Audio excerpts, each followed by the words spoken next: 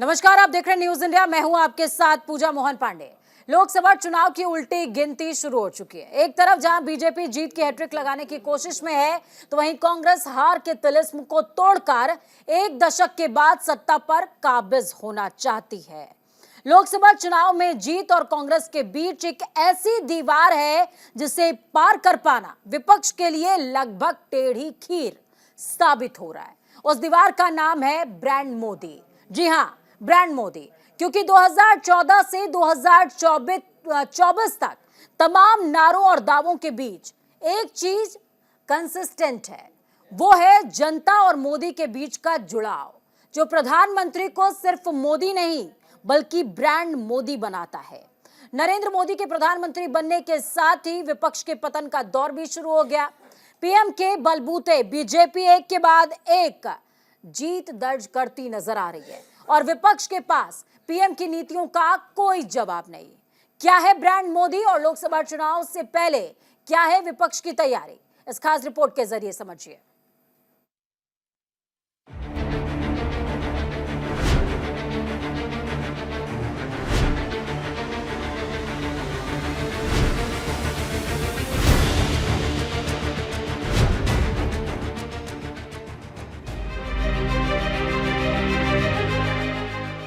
PM Modi एक marketing genius है, जिन्हें लोगों के दिलों को जीतना आता है। पीएम मोदी को आधुनिक तकनीक और सोशल मीडिया के प्रयोग करने में महारत हासिल है। देश में क्षेत्रीय पर्यटन को बढ़ावा देना हो या लोगों को धर्म से जोड़ना, हर तरफ एक ही चेहरा नजर आता है, ब्रांड मोदी। पीएम मोदी जंगल सफारी कर लोगों को वन संरक्षण का संदेश देते हैं और कंटेंट क्रिएटर्स को अवार्ड देकर लोगों को आधुनिकता के बारे में भी जागरूक करते हैं। विपक्ष को अगर इस चुनाव में जीत हासिल करनी है तो उन्हें ब्रांड मोदी को मात देनी होगी। कांग्रेस के लिए राहुल गांधी ने भारत जोड़ो न्याय यात्रा निकाली, लेकिन अभी भी वो ब्रांड मोदी के आगे फीके नजर आ रहे हैं। ब्रांड मोदी को चैलेंज करने के लिए कांग्रेस ने 10 वादों की लिस्ट तैयार की है। इस लिस्ट में कांग्रेस ने बेरोजगारी को देश में बड़ा मुद्दा बनाने की कोशिश की। पीएम मोदी ने चुनाव से पहले ही बीजेपी के लिए 370 सीट लाने का दावा कर विपक्ष को बड़ी चुनौती दे दी है। और आदरणीय अध्यक्ष जी, अब हमारी सरकार का तीसरा कार्यकाल भी बहुत दूर नहीं है। ज्यादा से ज्यादा 100-125 दिन बाकी है और अब की बार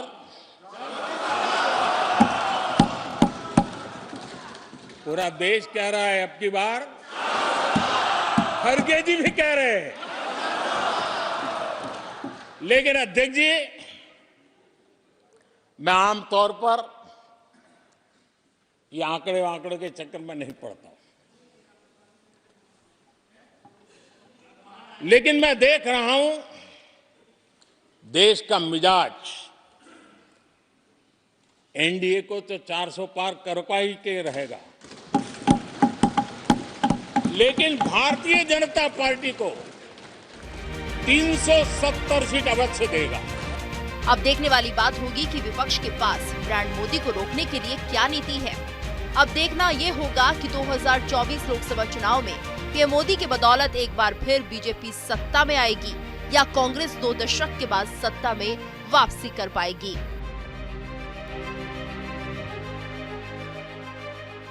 न्यूज इंडिया के लिए आदित्य झा की रिपोर्ट।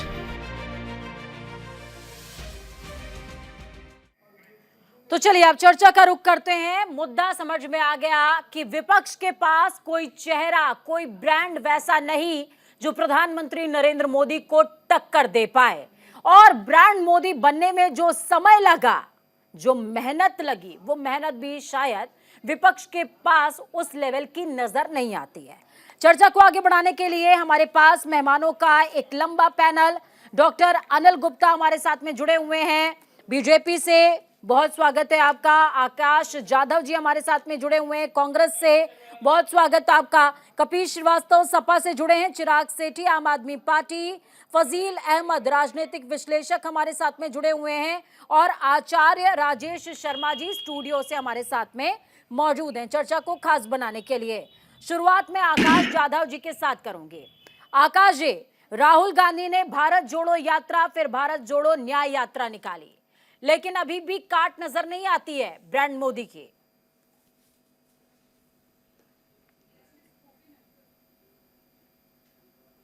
आकाश जी, आप मुझे सुन पा रहे हैं?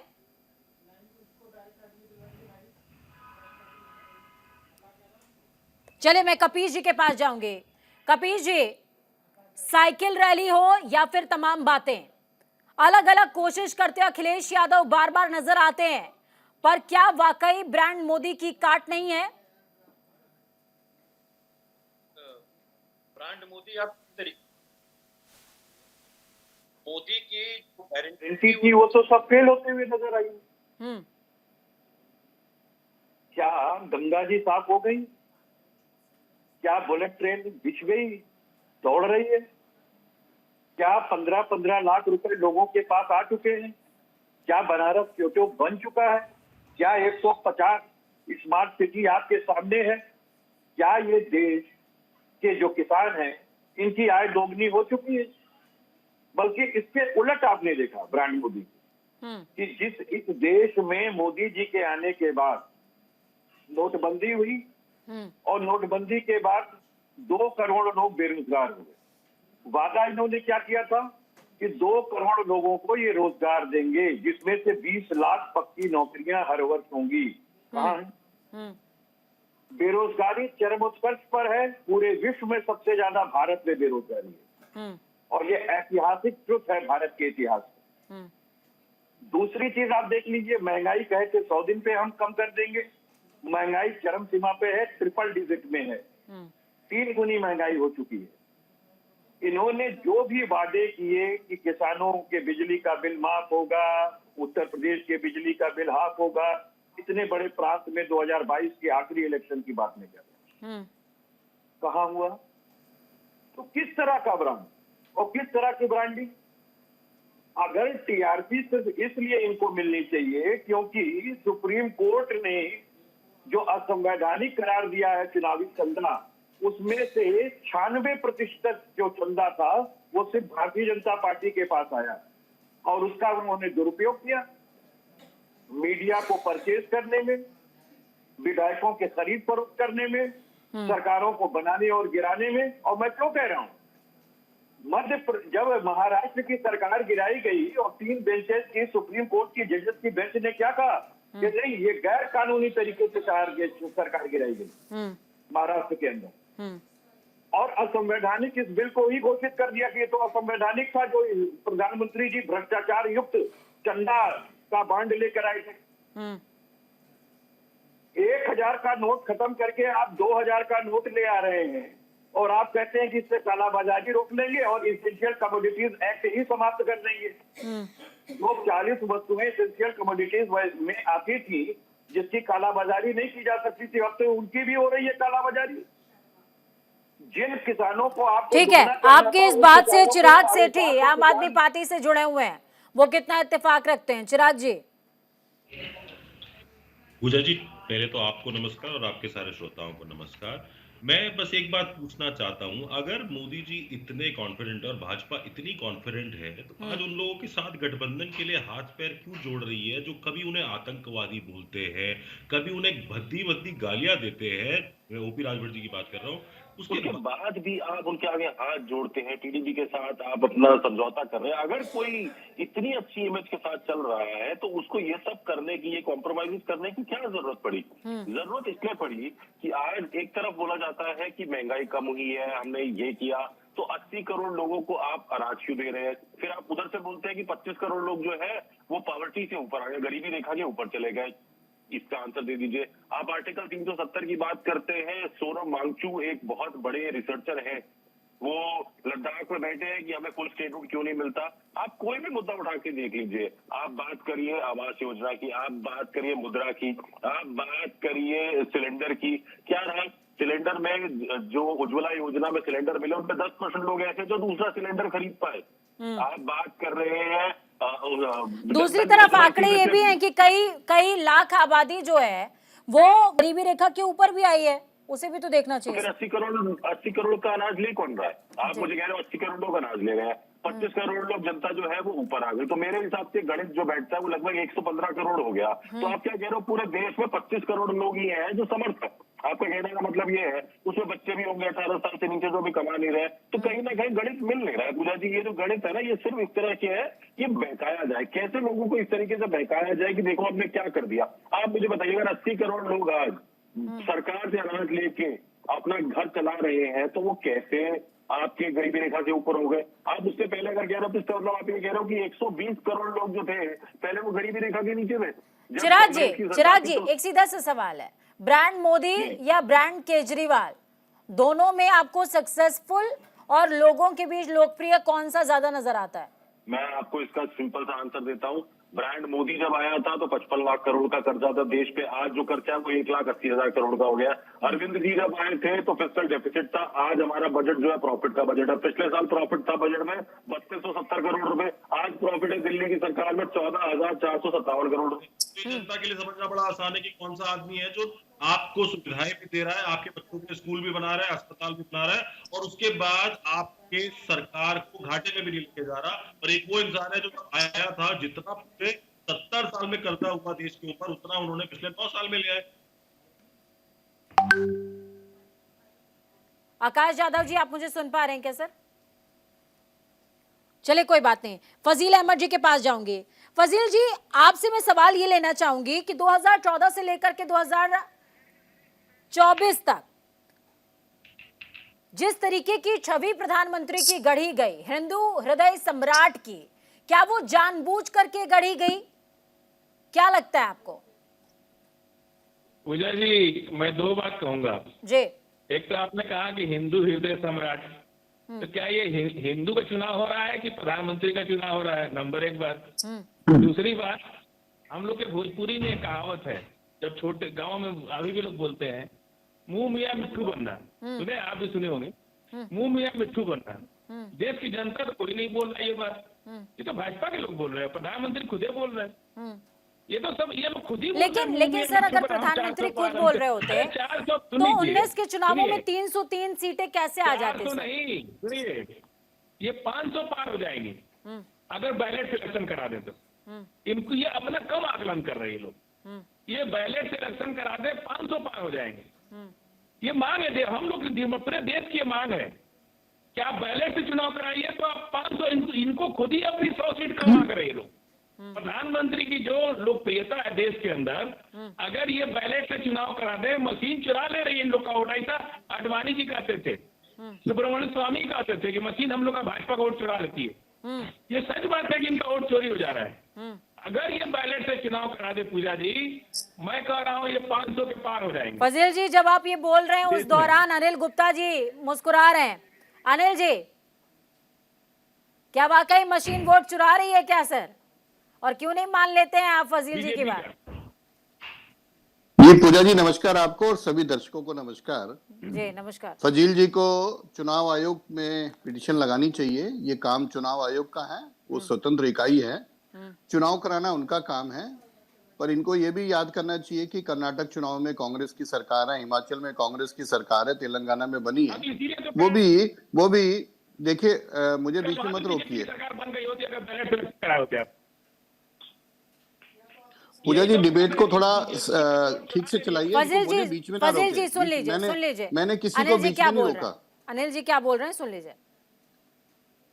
क्योंकि ये बौखलाहट नजर आती है, इस तरीके से अपने आप को राजनीतिक विश्लेषक कहते हैं और उस तरीके से विपक्ष के जब पिछलग्गू बनते हैं तो बौखलाहट नजर आती है, सुनने का भी मादा होना चाहिए। हम तो 500 के पार बोल रहे हैं आपको, हम तो आप ही के फेवर में बोल रहे हैं, हम तो आपके पक्ष में बोल रहे हैं।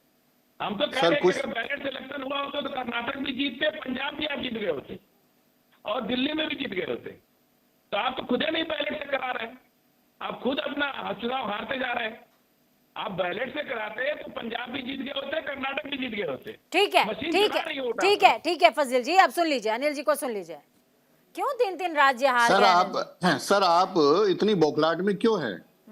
आपको इतना भी वो नहीं है कि आप सुन लें किसी की बात, ये आपकी बौखलाहट नजर आती है और इतनी बौखलाहट टीवी पे, नेशनल चैनल पे ठीक नहीं है। आपको कोई दिक्कत है तो बात की है, पर इतनी ज्यादा बौखलाहट क्यों नजर आ रही है आपको हार नजर आ रही है? हम और आप तो अपने आप को एक ही राजनीतिक भाई। विश्लेषक बोलते हैं, बीच में टोकते हैं। कुछ तो शर्म कीजिए सर आप। मैंने आपकी बात अरे सुनी, मैं शर्म बीच तो में नहीं आपको बोला, करनी चाहिए। और बाकी बाकी पैनल वाले नहीं बोल रहे। अभी फिर काटेंगे आप, फिर आप पूजा जी इन्हीं से बात करवा लीजिए, हमारे को रहने दीजिए। अनिल अगर जी को इसी सुन तरीके से लीजिए, डिबेट चलना है फजील जी, तो अनिल जी इनको को सुन लीजिए। अनिल जी बोलिए। देखिए, ये सही मायने में मोदी का ब्रांड है, और मोदी ने 10 साल में जो काम किए हैं वो अभूतपूर्व हैं। विश्व में अब हम 5वीं अर्थव्यवस्था और तीसरी अर्थव्यवस्था बनने वाली है। मुझे याद है माननीय मोदी जी ने कहा था, सबका साथ, सबका विकास, सबका विश्वास और सबके प्रयास से विकसित भारत 2047 बनाना है। तो मोदी की गारंटी, और मोदी को तीसरी टर्म चाहिए। मैं आपको 10 साल की जो इनको नजर नहीं आती, मैं जितने पैनल में पार्टियों के बोले मैं सबका जवाब दूंगा, मुझे समय दीजिए। ठीक है।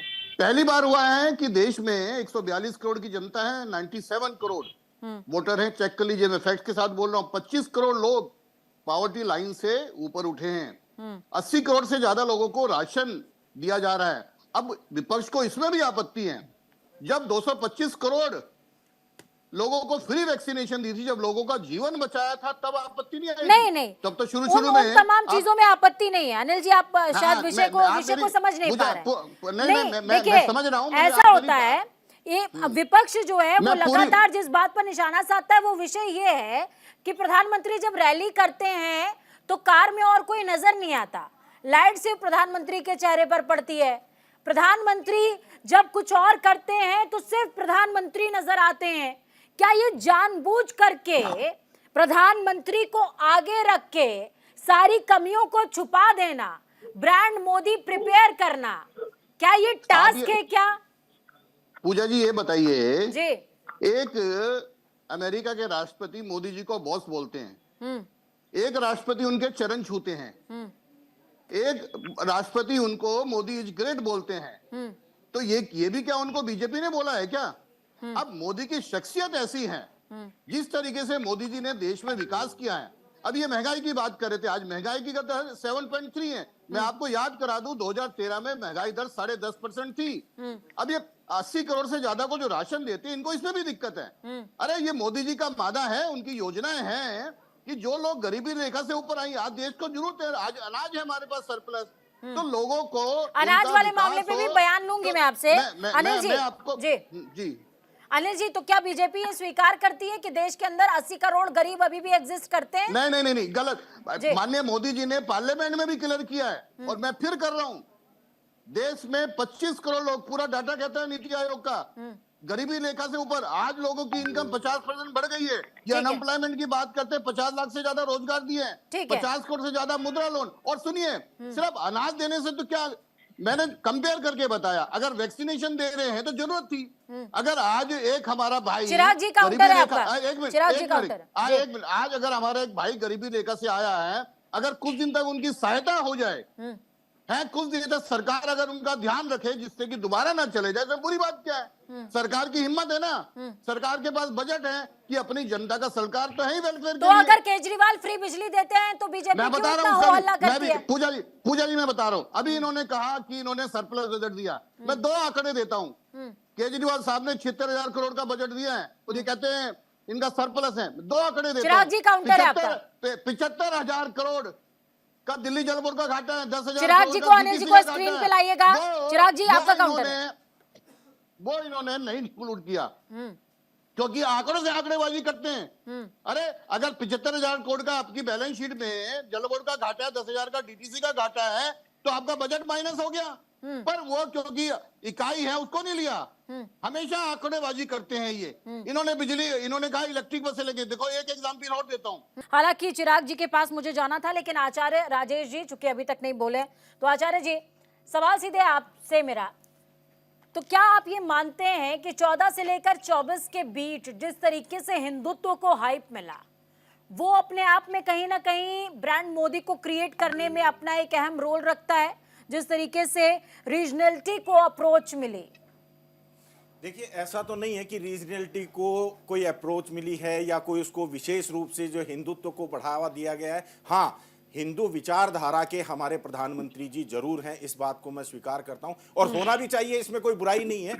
100 करोड़ लोगों का 100 करोड़ हिंदू हमारे इस देश के अंदर में रहते हैं, तो उस विचारधारा को आगे लेकर क्यों नहीं जाना चाहिए और ब्रांड मोदी क्यों नहीं बनना चाहिए? जो काम करेगा वो दिखेगा।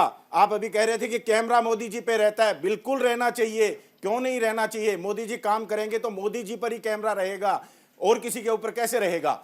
ये बताइए आप मेरे को। और दूसरी बात, ये अभी जो भी आंकड़े आप लोग गिनवा रहे थे, मैं हमारे पैनल के कुछ लोगों से परिचित नहीं हूं, इसलिए उनका नाम नहीं लूंगा, लेकिन कुछ आंकड़े अभी जो बता रहे थे कि देश के अंदर में अभी बेरोजगारी बढ़ रही है। मैं कह रहा हूं कोई बेरोजगारी इस देश के अंदर में नहीं है। आज की डेट में इस देश का प्रत्येक जो युवा है वो अपना रोजगार खुद जनरेट कर रहा है। जो मुद्रा लोन बांटे हैं 50 करोड़, ये कहां से और किसको दिए हैं ये बताओ? राजेश जी, एक आदमी ने, रिपोर्ट्स थोड़ी पढ़नी चाहिए सर। सुनो, एक आदमी ने जो लोन लेकर के अपने उपक्रम खड़े किए हैं, चिराग जी, उसमें काउंटर है 5 आदमियों को रोजगार मिला सर। है। रिसर्च क्या रिपोर्ट बात कर थोड़ी रहे हो? पढ़नी चाहिए। इंडिया का जो स्ट्राइक रेट है वो पाकिस्तान से भी गया गुजरा है इस समय। थोड़ा सा रिसर्च रिपोर्ट पढ़िए। पूजा जी, चिराग जी मेरे को बस 2 मिनट दीजिएगा। जी। अब मैं इनकी बात का जवाब देता हूँ। ये बात कर रहे हैं 25 करोड़ लोग जो है वो गरीबी रेखा के ऊपर है। That is multinational poverty index, जिसमें 12 पैरामीटर थे, जिसमें ये बोला गया कि कोविड की वजह से जो हुआ था उसका इम्पैक्ट नहीं लिया गया, पहली चीज। दूसरी चीज, जब नौकरियों की बात कर रहे थे कि बहुत नौकरियां हैं, तो भाई साहब को मैं बता दूं जो धर्मगुरु जी है कि 60,000 कुछ नौकरियां थी, 50,000 अभी इधर यूपी में, उसके लिए 60 लाख लोगों ने अप्लाई किया था। दंगे हो गए और उसके बाद तो पेपर लीक होकर कैंसिल हो गया। ये तो हालात है इस देश में। ये बात कर रहे हैं जनधन अकाउंट में आज 20% अकाउंट ऐसे हैं जो डोरमेंट है, जिसमें कोई काम नहीं हो रहा, जिनमें ना तो कोई पैसा आया ना कोई पैसा गया। बात की गई थी 2 करोड़ नौकरी साल की, आज ये 10 साल में बोलते हैं हमने किए 50 लाख नौकरी। अब आप लगा लीजिए कि इनके पूरे वादे थे वो कितने खोखले थे। इसके बाद आज ये बात कर रहे हैं महंगाई की। आज जो पॉवर्टी का इंडेक्स है वो होता $2.15, आज के लगभग मान लीजिए 200 रुपए। इससे अच्छा तो कांग्रेस का समय था, कम से कम 60 रुपए का डॉलर था। आज आपने तो 85 का कर दिया। जो प्रधानमंत्री चिल्ला चिल्लाकर बोलता थे, चलिए इसी बहाने आपने ये तो माना कि कांग्रेस का समय अच्छा था। चलिए आपने ये तो माना। बहुत अच्छा था पूजा जी, इससे तो बहुत अच्छा था। अभी तो चल रहा है जहां पे आपके खिलाफ कोई रिपोर्ट आती है, सीएजी की रिपोर्ट आती है, तो आपके मंत्री से सवाल तक पूछा नहीं जाता। नरेंद्र तोमर का बेटा वीडियो कॉल पे आकर बोलता है 500 करोड़। केजरीवाल जी की तो सरकार ही कांग्रेस को गालियां दे दे के आई है। सीपीआई आपने वहां जाते हुए देखी। पहले तो ये राजेश शर्मा जी बीजेपी का पट्टा लगाया। नहीं, बीजेपी का कोई पट्टा नहीं है, बीजेपी का कोई पट्टा नहीं है। मैं हिंदू हूं और हिंदू रहूंगा और इसमें मुझे गर्व है। बीजेपी का पट्टा ठीक है मेरे ऊपर लगा दो, कोई बात नहीं है, मेरे को उसमें भी कोई दुख नहीं है। उसमें क्या है धर्मगुरु जी, आप पहले इकोनॉमिक्स की बात करिए ना। बात कर तो मैं भी बोल रहा हूँ, आप बात करिए नौकरियां कितनी मिली। अनिल जी का काउंटर। अनिल जी और चिराग जी को स्क्रीन पे लाइए प्लीज। देखिए पूजा जी, देश में करीब 50 लाख जनधन खाते खुले हैं। अभी मेरे आम आदमी पार्टी के मित्र बात कर रहे थे, इनको जानकारी दे दूं, 2 लाख करोड़ से ज्यादा उसमें अमाउंट जमा है। 2 लाख करोड़ से ज्यादा। चेक कर लीजिए सर फिगर। और मैं जरा बता दूं, दिल्ली में इनकी 9 साल से ज्यादा सरकार है। 100 लोगों को भी इन्होंने दिल्ली में नौकरी नहीं दी है, जबकि दिल्ली सबऑर्डिनेट सिलेक्शन बोर्ड इनके पास है।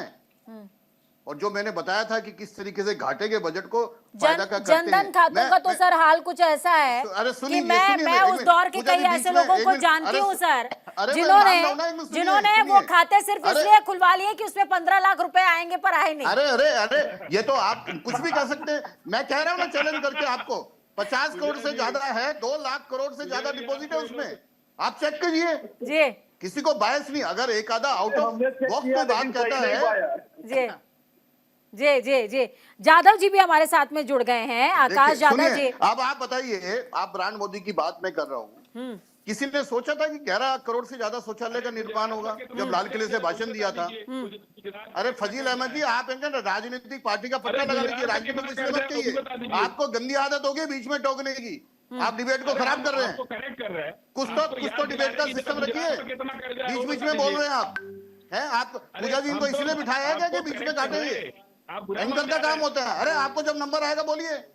ठीक है, आपको कुछ बेसिक एटिकेट्स है? ठीक है अनिल जी फजील जी थोड़ा सा धैर्य रखिए। आकाश यादव हमारे साथ जुड़ गए हैं, कांग्रेस से हैं। आकाश जी, आपने मिस कर दिया, बीच में कांग्रेस की तारीफ हो गई और आप जुड़े थोड़ा लेट। और कहा यह जा रहा था कि बीजेपी के समय में जो डॉलर और तमाम चीजें हैं, मेरे ख्याल से चिराग जी उसको बेहतर समझा पाएंगे क्या वो कह रहे थे, लेकिन उन्होंने कहा कि कांग्रेस के समय में फार बेटर सिचुएशन थी।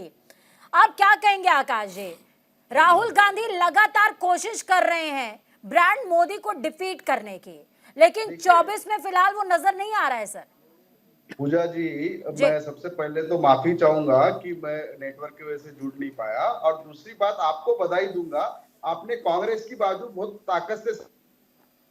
मैं ब्रांड मोदी और ब्रांड राहुल गांधी पे आता हूँ। ब्रांड राहुल गांधी ये सच का नाम है और ब्रांड मोदी ये झूठ का नाम है। मोदी जी 2014 से लेके अब तक सिर्फ जुमलों की सरकार चला रहे थे। अभी जो मोदी की गारंटी बोल के वो नया वर्जन लाया है, वो जुमलों का नया वर्जन है। मैं आपको और पहले कांग्रेस की गारंटी क्या है सर?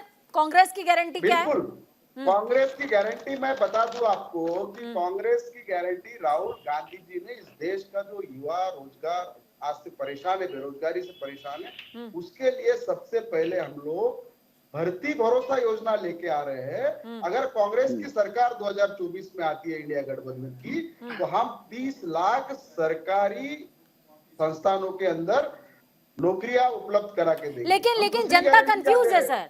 आप एक बार INDIA गठबंधन की बात करते हैं, एक बार आप कांग्रेस की बात करते हैं, और चेहरा आपके पास है नहीं कि आखिरकार INDIA गठबंधन आ भी जाएगा तो फेस कौन होगा? प्रधानमंत्री मोदी के सामने फेस कौन होगा सर? एक मिनट पूजा जी, मैं इनसे पूछना चाहता हूँ, कांग्रेस किस चीज की गारंटी दे रहा है? राजेश मेरी बात, अभी कर्नाटका के अंदर में हिंदू मंदिरों पे 10% टैक्स लगा करके, और उसको आप जो है मस्जिदों में और उसमें क्रिश्चियनों के जो चर्च है उनमें बांटना चाहते हो, उनको सब्सिडी देना चाहते हो, ये आपकी गारंटी है क्या? जरा चुप कराइए, मुझे वक्त नहीं मिला है पूजा जी। जादव जी बोले बोले। मैं आपको बता दूं कि हमारी दूसरी योजना है कि पहली नौकरी पक्की रोजगार युवाओं के लिए हम लोग जो लेके आ रहे हैं वो बता रहा हूँ आपको मैं। हम लोग एक एक्ट बनाने जा रहे हैं, 1 ईयर अप्रेंटिस एक्ट, जैसा मनरेगा की योजना कांग्रेस लेके आई थी, ग्रामीण रोजगार योजना, उस तरह हम लोग शहरी अर्बन सेक्टर का जो पढ़ा लिखा ये है, जो ग्रेजुएट है, जो डिप्लोमा होल्डर युवा है, उस साथी को हम लोग 1 साल के लिए 8,500 रुपए महीना, मतलब 1 लाख। ठीक है, आपके 2 सहयोगी भी हमारे साथ में बैठे हुए हैं, उनसे मैं बात कर लेती हूँ। कपीश जी, अगर INDIA को मौका मान लीजिए किसी एक पर्टिकुलर राज्य में भी मिलता है, तो संचालन एग्जीक्यूशन किस तरीके से होगा आगे, इसका कोई डिसीजन हुआ है क्या अभी तक? देखिए, एक राज्य का तो बात ही नहीं है, हम लोग तो पूरे देश में आएंगे ना। ये राज्य के चुनाव 2024 के नहीं होने जा रहे हैं, ये देश का चुनाव होने जा रहा है। बिल्कुल हमारा कॉमन मिनिमम प्रोग्राम है और सबकी एक ही योजना है कि कैसे PDA का विकास हो, क्योंकि इसी में आपको पावर्ड करना जिन्हें पावर्ड नहीं मिला, आपको पावर वहीं मिल जाना है। तो कांग्रेस जो कह रही है वो गलत थोड़ी नहीं कह रही है। बेरोजगारी हटाना ही हमारा प्रमुख लक्ष्य है, महंगाई घटाना हमारा प्रमुख लक्ष्य है, शिक्षा और चिकित्सा ये आसानी से हमारी जनता को मिले, सस्ते दाम पर मिले और चिकित्सा मुफ्त मिले, यही हम लोगों का वर्जन है। और तीसरी चीज आपको कह दें, बड़ी हास्यास्पद बातें भारतीय जनता पार्टी के गुप्ता जी कह रहे थे कि अकाउंट, अरे जनधन खाता आपका खुलवाया हुआ तो था नहीं, आधार को तो आप मूर्खों और पता नहीं क्या क्या कहते थे, नरेगा को मूर्खों का स्मारक बताते थे, आज उसी पे सीना ठोकते हैं, वो भी आपकी योजना नहीं था। मनरेगा जिसको प्रधानमंत्री जी ने संसद में खड़ा होकर कहा था कि ये मूर्खता का स्मारक है, और कोरोना काल में क्या हुआ कि विश्व में सबसे बड़ा वही मिला, लेकिन बावजूद उसके कि आपने बाद में तारीफ की, लेकिन 30,000 करोड़ का बजट आपने कम कर। ये कहते हैं कि हम 5वीं इकॉनमी बना दिए इस देश को। अरे साहब, मुझे सिर्फ एक बात बता दीजिए कि आपने ऋण लेकर के अपना एक घर बनवा लिया, ऋण लेकर के टीवी कपीश जी को स्क्रीन पे लाइएगा, आपने AC लगवा लिया, तो आपने विकास कर लिया। अरे ये सारी चीजें आपकी तब होंगी जब आप ऋण भर देंगे, और ऋण आप दूसरों के कंधों पर ले रहे हो। अनिल जी, काउंटर है आपका। 150 करोड़ रुपए आपने 150 करोड़ रुपए आपने ले लिया है, 150 करोड़ लाख रुपए आपने ले लिया है, और आप मुझे बताओ 6 लाख जो EMI है वो आप भर रहे हो, खाली वो भी किसकी, आप उसका ब्याज भर रहे हो, क्या करके? तो जो पूर्वजों की कमाई हुई सरकारी संस्थाएं हैं उनको डिसइन्वेस्ट करके। आप कहते हो कि हम 5वीं इकॉनमी है, चलो मान लिया 5वीं इकॉनमी है, आप पुरानी पेंशन फिर क्यों नहीं दे रहे हो? जब पुरानी सरकारें पुरानी पेंशन दे रही थी, जब देश 5वीं इकॉनमी नहीं था, 12वीं 20वीं और 50वीं इकॉनमी था। आप अब कहते हो हमारे पास पुरानी पेंशन देने के लिए पैसे नहीं। आप कहते हो कि हम 7वां वेतन आयोग के बाद अब 8वां वेतन आयोग लगाने भर का पैसा नहीं है, और ये आप कहिएगा तो मैं आपको आपके ही वित्त मंत्रालय की चिट्ठी दिखा दूंगा। अनिल जी, अनिल जी, अनिल जी, बोलिए। आप कह रहे हो कि हमारा खजाना भरा हुआ है, दूसरी तरफ आप कह रहे हो कि ये खजाना के लिए हमारे पास। आप अपनी बात रखिए सर, उनके चुप होने का वेट मत कीजिए। पूजा जी, जो भाई साहब ये बोल रहे हैं, जरा इनसे ये पूछिए, ऐसे मैं नहीं बोल सकता। कपिल जी, करोड़ रुपए में कम कर देते। कपिल जी सुन लीजिए। देखिए, बहुत दिलचस्प सवाल आपने उठाया है।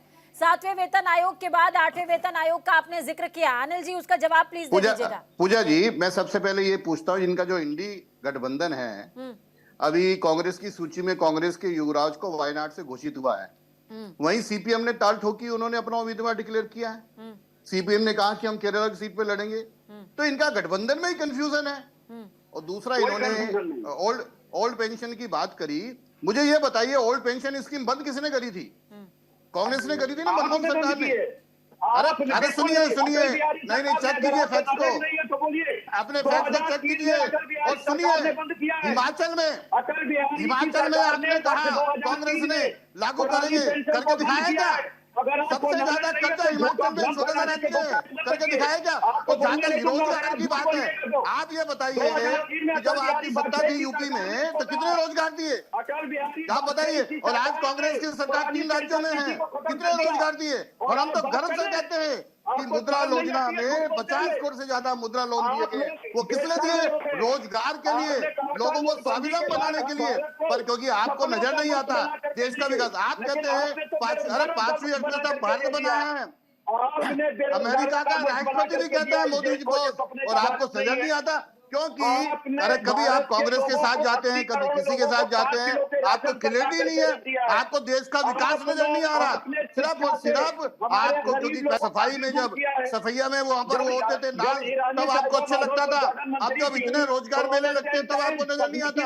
पर सिर्फ और सिर्फ जब आंख के अंधे को क्या दिखाए कि उसको देखना ही नहीं है। 5 किलो का राशन बांट करके आप भारत को विश्व गुरु कैसे बना सकते हो? पहले ये बता दीजिए गुप्ता जी, ईमानदारी से बताइए कि 80 करोड़ लोग अगर 5 किलो राशन से आमादा है तो विश्व गुरु आप शिक्षा को महंगी करके कैसे बनाओगे?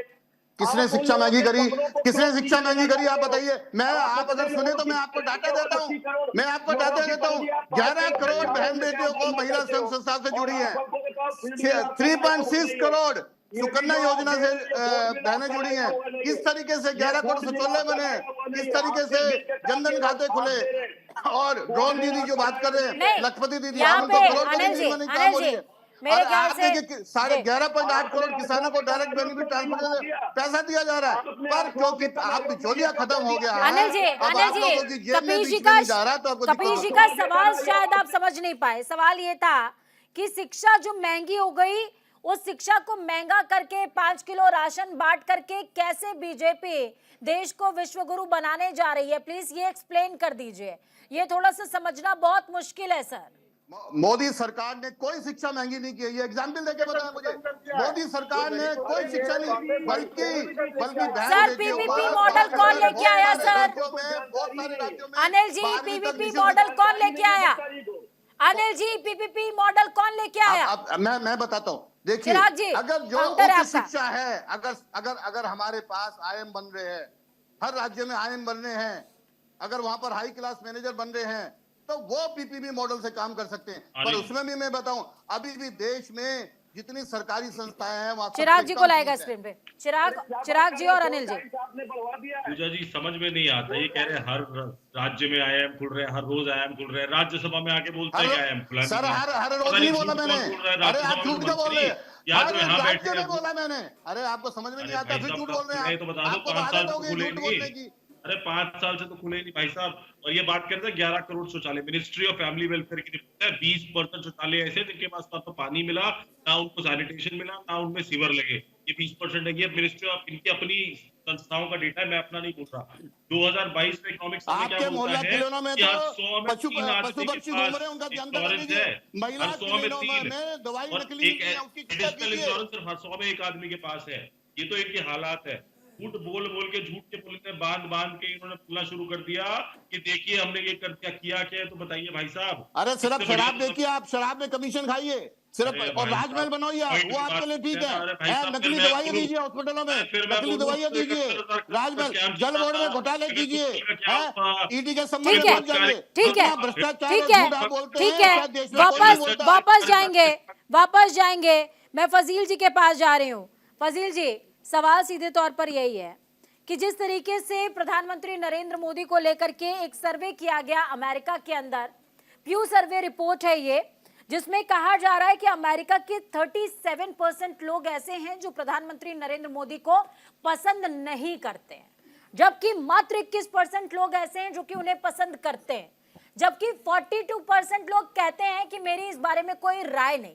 लेकिन इंडिया के अंदर जब हम प्रधानमंत्री को देखते हैं और उनके पीछे जनसैलाब को देखते हैं और उनके पीछे जो पागलपन है उसको देखते हैं, तो क्या आप इस बात से इत्तेफाक रखते हैं कि ये बनाया गया है, ये स्क्रीन क्रिएट की गई है? पूजा जी, जी मोदी मीडिया के इस दौर में बहुत दिन बाद आपके जैसा कोई एंकर मिला हमको कि हम लोग थोड़ा सा कुछ खुश है आपसे, इसके लिए आपको बहुत बधाई है। सर, ऐसा बहुत दिन बाद कोई मत एंकर बोलिए। जो बीजेपी से सवाल कर रहा है, सुनिए, नहीं, हमको जो अच्छी बात लगी हम बोल दिए। मेरा धर्म सवाल करना है सर। जी, सर्वे छोड़ दीजिए, क्या बना वो तो सर्वे की अलग बात है। जब गरीब की थाली में जब खाना नहीं होता है ना, उसका सर्वे अलग होता है। और आपको बता दें, आप ये लोग जैसे अमेरिका है ना, अमेरिका वो अपने बड़ा बड़ा जहाज से डरवाता है पूरी दुनिया को कि मार देंगे, बोलोगे तो मार देंगे। ऐसे ही लोग 100 करोड़ हिंदू को आके डरवाते हैं। अरे 30 करोड़ आदिवासी है, 35 करोड़ दलित है, 15 करोड़ ईसाई है, 15 करोड़ सिख है, 35 करोड़ मुसलमान है, बचे कितना ही लोग? 20 करोड़ से ज्यादा नहीं है कि 100 करोड़ का सबको डरवाते हैं। अरे 20 करोड़ है बस। ठीक है। मोदी जो कहते हैं लोग उसको सुनते हैं और जो वो बोलते हैं ब्रांड बन जाता है, क्योंकि प्रधानमंत्री लोगों के बीच रहते हैं, समझते हैं उनके कष्ट को भी, और वो जुड़ाव लोग महसूस कर पाते हैं। चलिए चर्चा में वापस लौटते हैं, फाइनल कमेंट सभी से लेंगे क्योंकि चर्चा अब अपने अंतिम पड़ाव पर है। और शुरुआत में करूंगी आचार्य राजेश जी से।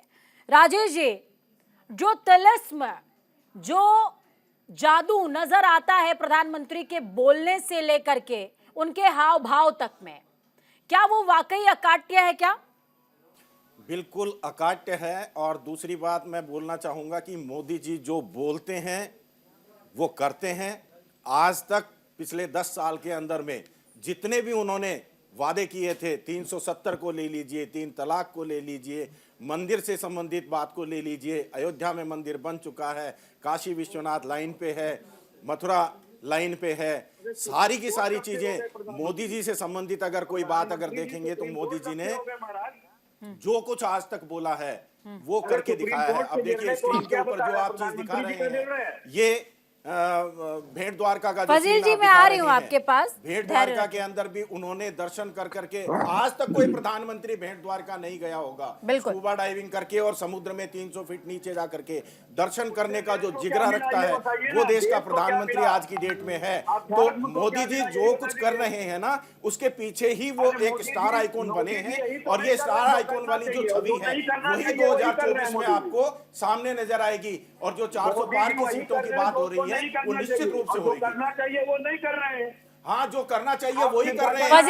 फजील जी आपकी स्क्रीन डाउन हो गई है, आपकी स्क्रीन डाउन। मेरी बात सुनो, मोदी जी ने जो भी योजनाएं दी है, गवर्नमेंट की जो योजनाएं दी है उसमें भेदभाव नहीं किया।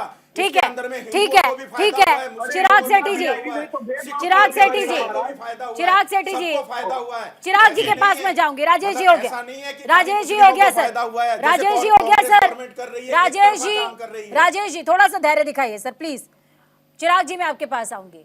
क्या वाकई प्रधानमंत्री नरेंद्र मोदी का जो लोगों के साथ में जो कनेक्शन है, वो कनेक्शन अब किसी और राजनेता में खोजने से भी नहीं मिलता है क्या? मुझे नहीं, देखिए अगर इस तरह की कोई चीज होती तो मेरा तो एक छोटा सा सवाल है कि फिर आपको इस तरह के गठबंधन क्यों करने थे? अगर आपको इतना कुछ था तो उन लोगों ने, जिन लोगों ने आपको भर भर के गालियां दी, आपको गठबंधन करने की जरूरत क्या थी? आपको दिल्ली में 5 में से 4 सांसद बदलने की जरूरत क्यों लेकिन पड़ी? सर आपकी दूसरी इतनी लहर है। दूसरी तरफ हमें ये भी देखना पड़ेगा ना, 2019 में बीजेपी के पास 303 अकेली पार्टी के पास थे, और गठबंधन के हिस्से को जब आप जोड़ लीजिए तब जाकर के वो आंकड़ा 353 तक पहुंचता है सर।